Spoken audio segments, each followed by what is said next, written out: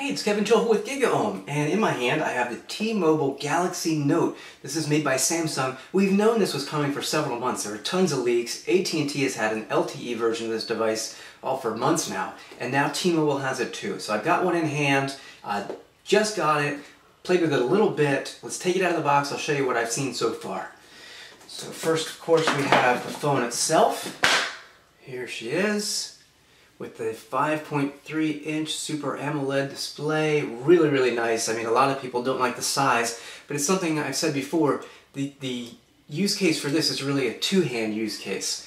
You're going to want to use two hands for this because anytime you type anything, it's just almost too wide with one hand to actually type anything. So I use all my phones with two hands. The size of this doesn't bother me. I'll show you how it compares to my Galaxy Nexus. And you can see right here, sure, there's a big difference there, especially in the width. This I can almost use one hand all the time if I want to.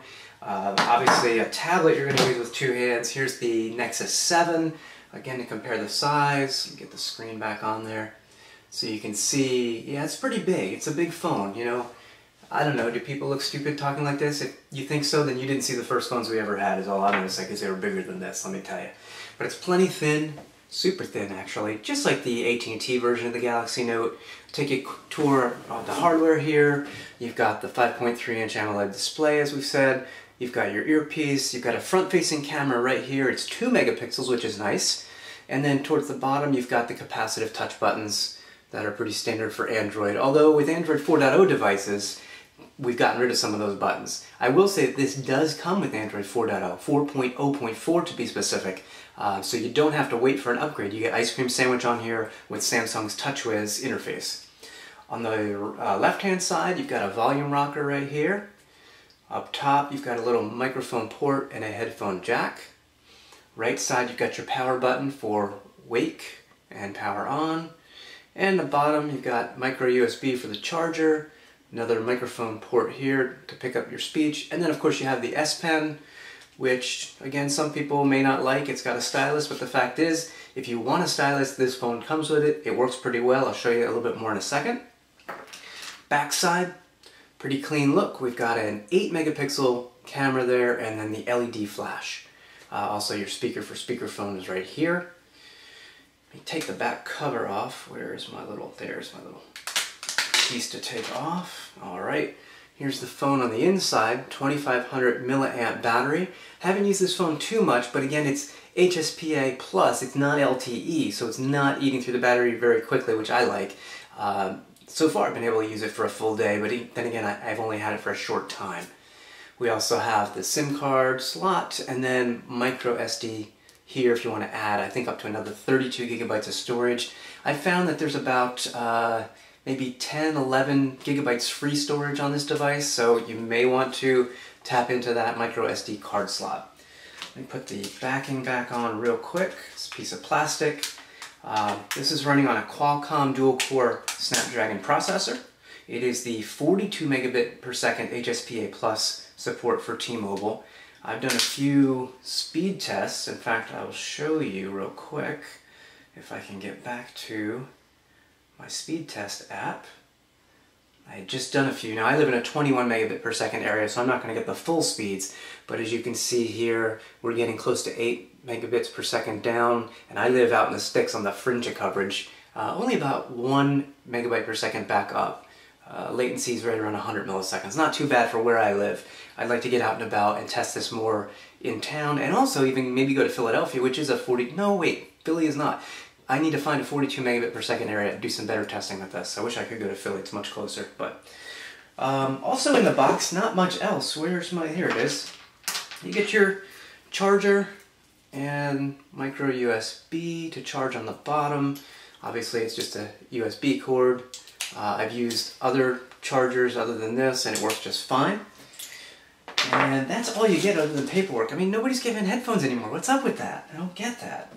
Anyway, so you saw the size comparison. Let me show you the thickness, though, between this and the Galaxy Nexus, which is on top. The Nexus is slightly curved. Obviously, it's smaller, but it gets a little thicker towards this end. This is really, you know, a nice, slim-looking, well-designed phone. It is a little plastic, but not too bad.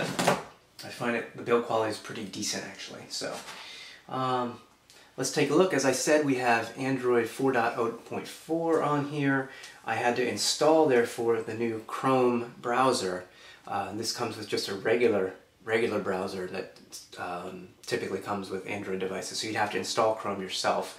And then because there's no, you have to tap and hold the home key to see the multiple running apps, which I'm not a fan of, but it's okay, I can live with that. So you can use the pen to maneuver, which is nice. I was actually, let me go to my speed test again. You can use the pen to capture a screenshot. I'm going to tap and hold. And there we go, we just captured that screenshot. And then if I want to, I can easily just say, whoa, look at that, you know, and then I could share it, save it, so on and so forth. So the pen's pretty nice. At any point in time, you can double tap and the S memo comes up. So you can write a memo. There we go. So now I could say, hi, I'm just writing real fast just to demonstrate. And you can do all kinds of different things there. Okay.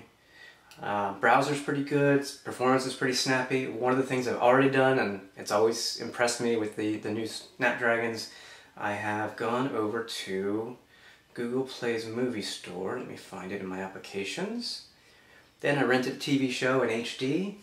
Let me go over to TV shows for a second and just show you how this looks. Now I'm not on Wi-Fi, I'm actually on T-Mobile's network right now, and I'm streaming in HD. Let me make sure it's HD. Falling Skies, it's a show I had never seen. Wi-Fi isn't available. Do I want to play it using the mobile network? That's a nice little touch there. Sure. I'm not paying for the service because this is a loaner anyway. And let's see what happens. Kind of hard to see with the glare in my office setup right now, but Well, I'm your commanding officer. We're not going back. You're not going back. that's pretty good. Nice viewing angles. What would you do if you had the Looks chance? fantastic. It looks fantastic. We'll pause that. What else? Samsung still does have some of their own software. Like if I go to the calendar, this is Samsung's calendar app that I've got hooked up with Gmail. So I can tap over here and I can say year, month, week, 3 days. Here's their calendar in the 3-day view, or the week view rather. I can change that. Go back to the month. There's all my appointments. They've done a nice job. This is all a carryover from the earlier version of TouchWiz. This is TouchWiz 4.0. So plenty to see here. So I've got to put this through the paces. Just wanted to give you a look at this. And I mean, we've been talking about it coming to T-Mobile for so long. I do have some pricing information as well before I forget and wrap up here. If you want to buy the Galaxy Note from T-Mobile, you can purchase it for $199 and then be on an installment plan for $20 a month, as well as you have a qualifying phone plan. Or you could buy this subsidized for $249. That's after a $50 mail-in rebate. So basically you'll pay $299, get $50 back. There's no monthly payment, but you do again have to have a qualifying plan. Those of you interested in buying this outright and then using your own SIM card or your other whatever plan you want, this is going to be $599 direct from T-Mobile. So that's all the different pricing options that you have for the Galaxy Note. So far, I mean, I like the AT&T version. This is extremely similar. Doesn't have LTE, but HSPA plus 42 it does have.